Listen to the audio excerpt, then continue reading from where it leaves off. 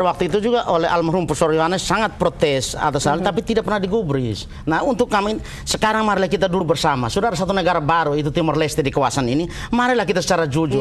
Deplo juga harus perlu jujur dengan kami. Mari kita duduk dan merundingkan kembali secara trilateral. Dalam nama seluruh negara kesatuan Republik Indonesia. Karena bagaimanapun juga Timor bagian barat NTT ini sampai dunia runtuh pun juga tetap bertetangga dengan Australia. Kami tidak mau bermusuhan dengan Australia. Ini penting. Saya kami ingin melihat pusat melihat ini. Tolonglah ini. Mari kita dudukkan secara lurus, secara benar, bagaimana sih kalau ada hal-hal yang keliru waktu itu, baiklah kita dialogkan begitu ya. Karena kami yakin bahwa satu perjanjian internasional apapun juga sudah ditandatangani, toh ini berawal daripada itikat baik daripada masing-masing negara. Toh kalau ada kekeliruan marah. Pada tahun 58 kami ingin ingatkan bahwa pada tahun 58 Bung Karno pada waktu itu bisa membatalkan konferensi meja bundar. Kenapa hanya perjanjian ini tidak bisa dibatalkan misalnya, Bu? Ya sekarang Ibu Megawati, kami himbau lah. Iya, saya akan beralih sebentar kepada Ibu Patinoa. Ibu Patinoa, ini berdasarkan hukum internasional, Konvensi PBB 58 yang dipakai waktu itu untuk perjanjian antara Indonesia dan Australia mengenai batas landas 1972 mengenai wilayah teritorial kedua negara. Dan tadi Pak Ferdi kan mengatakan kita belum meratifikasi ternyata konvensi tahun 58. Apa dampak konsekuensi logisnya terhadap perjanjian yang dibuat ini? Iya, dampaknya ialah Australia mengklaim bahwa Pulau Pasir itu Asmore Reef, menurut nama mereka itu masuk wilayah mereka, dan sekarang ini mereka sudah tetapkan itu menjadi cagar alam, dan semua nelayan-nelayan rote mula-mula diberi izin untuk boleh menangkap ikan di situ, tapi dengan perahu-perahu yang tradisional, tidak boleh pakai yang ada mesin. Nah, dan itu menyebabkan mereka banyak yang menjadi korban di situ. Iya, karena mata pencarian mereka nelayan. Mereka ratusan tahun dari situ. Tapi sejak 1972 ternyata kita sudah punya perjanjian dengan Australia mengenai batas teritorial berdasarkan landas kontinen, dan dalam 1972 ini berdasarkan konvensi PBB diukur dari laut terdalam.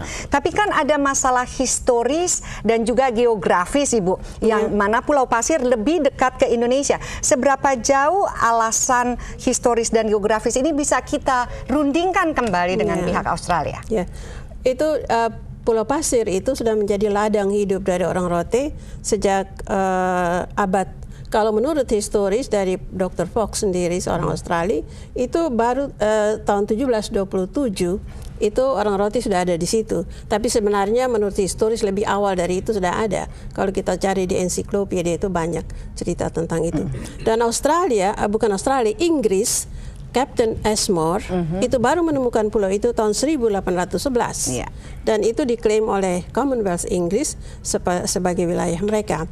Dan ketika Australia melihat bahwa orang rote selalu mengambil ikan di situ, akhirnya mereka mungkin mengusul pada Commonwealth, dan akhirnya Commonwealth memberikan 1931, saya kira baru pulau itu diberikan kepada Australia, dan akhirnya di bawah pengawasan dari Northern Territory. Ini ada perjanjian antara pemerintahan kolonial Belanda dan Inggris dalam hal ini? Tidak ada. Karena hanya pemerintahan kolonial Inggris saja. Iya.